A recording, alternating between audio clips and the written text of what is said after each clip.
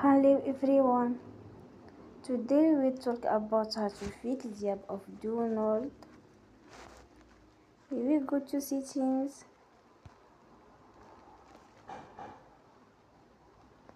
Then we click on apps. Sorry. After that we search the app Download and we click. Then we will on for stop. After that we go to storage. Then we click on clear cache.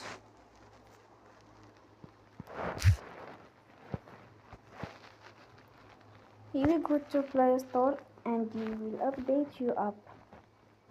Don't forget to support us by like and subscribe. See you next time and thank you for watching.